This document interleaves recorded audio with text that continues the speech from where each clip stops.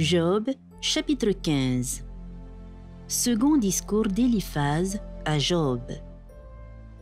Éliphaz de Théman prit la parole et dit : Le sage répond-il par un vain savoir?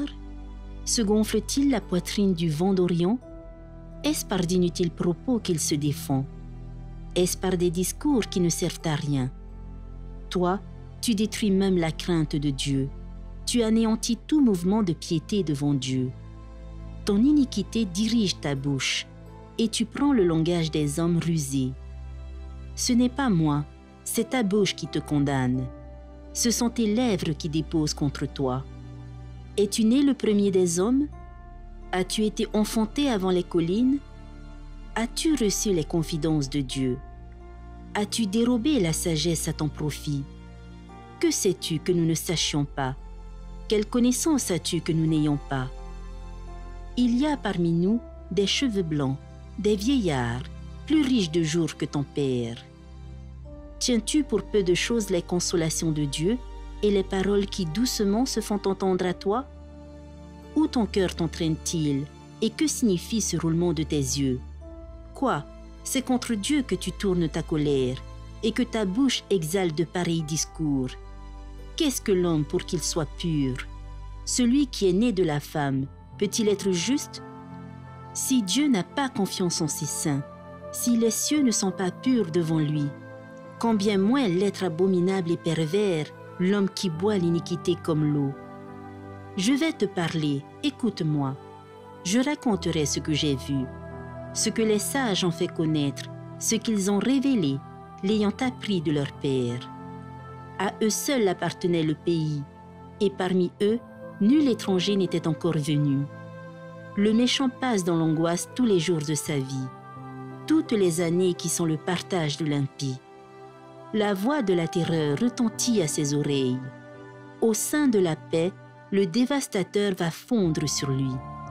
Il n'espère pas échapper aux ténèbres. Il voit l'épée qui le menace. Il court çà et là pour chercher du pain. Il sait que le jour des ténèbres l'attend.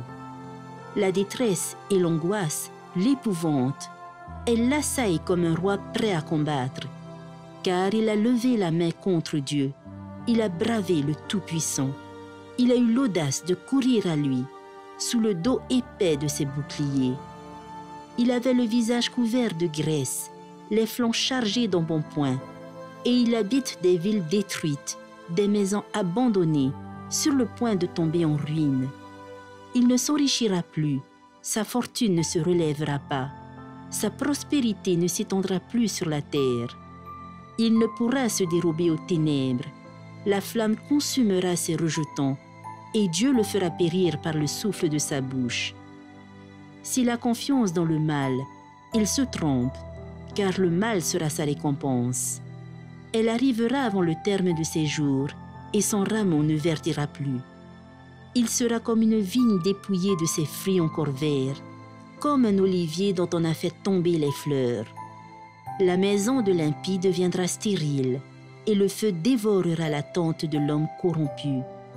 Il conçoit le mal, et il enfante le mal. Il mûrit dans son sein des fruits qui le trompent.